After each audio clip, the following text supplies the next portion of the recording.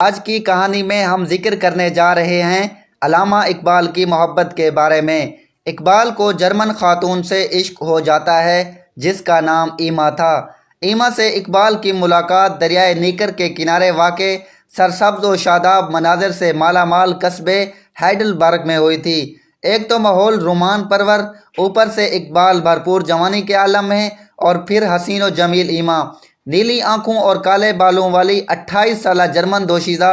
ایما کی محبت کو پروان نہ چڑھ سکی، لیکن یہ نامکمل تعلق اپنے پیچھے بہت کچھ خاص چھوڑ کر گیا تھا۔ ان میں اقبال کے خطوط خاص طور پر قابل ذکر ہیں، جن میں ہمیں وہ اقبال ملتا ہے جو پاکستان میں متعارف کیے گئے اقبال سے بالکل ہی مختلف ہے۔ ان خطوط میں اقبال نے اپنی ذہنی کیفیت کا کھل کر اظہار کیا تھا اور ایما کے لیے اپنے پرخلوص جذبات بیان کیے تھے۔ بدقسمتی سے دونوں کے بھائیوں نے ظالم سماج کا کردار ادا کیا، جن کی وجہ سے مشرق و مغرب کی محبت پروان نہ چڑھ سکی۔ مختلف تحریروں میں لکھے ہوئے حالات و واقعات سے یہ پتہ چلتا ہے کہ خود ایما بھی اقبال سے نہ صرف متاثر تھیں بلکہ ان سے شادی کی خواہش مند تھیں، لیکن ایما کے بڑے بھائی نے ان کو ہندوستان جانے کی اجازت نہیں دی۔ حالانکہ وہ بالغ اور باشعور سلجھی ہوئی خاتون تھیں اور اپنے فیصلے میں آزاد تھیں، لیکن پھر بھی خاندان کے فیصلے کو ترجیح دی۔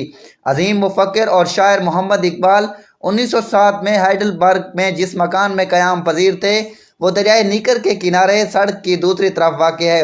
اقبال اسی گھر سے نکل کر سڑک کی دوسری طرف دریائے نیکر کے کنارے بیٹھا کرتے تھے اور وہیں پر نیلی آنکھوں اور سیاہ بالوں والی 28 سالہ جرمن دوشیزہ ایما سے ملاقات ہوئی تھی۔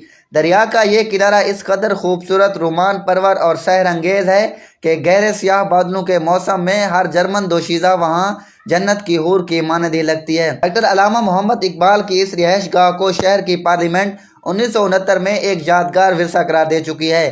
مفکر پاکستان نے انہی رومن پرور کناروں پر بیٹھ کر ایک نظم ایک شام دریائے نیکر ہائیڈلبرگ کے کنارے لکھی تھی، جس کا جرمن زبان میں ترجمہ کر کے اس کو یادگاری کتبے پر لکھ کر وہیں نصب کیا گیا ہے۔ نظم کے کچھ اشعار یوں ہیں: خاموش ہے چاندنی کمر کی، شاخیں ہیں خاموش ہر شجر کی۔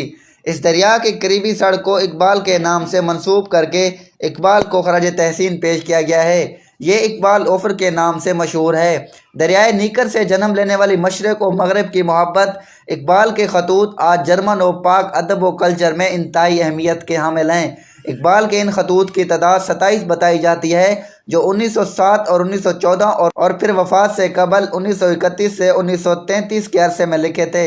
ان خطوط میں اقبال نے ہائیڈلبرگ سے اپنی والہانہ چاہت کا اظہار کیا تھا۔ ایک خط میں اقبال ایما کو مخاطب کرتے ہوئے لکھتے ہیں: اپنے اس دوست کو مت بھلائیے جو آپ کو ہمیشہ اپنے دل میں رکھتا ہے اور جو کبھی آپ کو فراموش نہیں کر سکتا۔ ہائیڈلبرگ میں میرا قیام ایک خواب لگتا ہے، میں اس خواب کو دہرانا چاہتا ہوں، کیا یہ ممکن ہے؟ آپ خوب جانتی ہیں۔ اقبال اس وقت نہ صرف شادی شدہ تھے بلکہ 2 بچوں کے باپ بھی بن چکے تھے۔ یہ الگ بات ہے کہ 18 برس کی عمر میں والدین کی پسند سے کریم بی بی سے ہونے والی اس شادی سے وہ سخت ناخوش تھے۔ ایک خط میں انہوں نے لکھا: میں نے والد صاحب کو لکھ دیا ہے کہ انہیں میری شادی طے کرنے کا کوئی حق نہ تھا، خصوصاً جب کہ میں نے پہلے ہی اس قسم کے کسی بندھن میں گرفتار ہونے سے انکار کر دیا تھا۔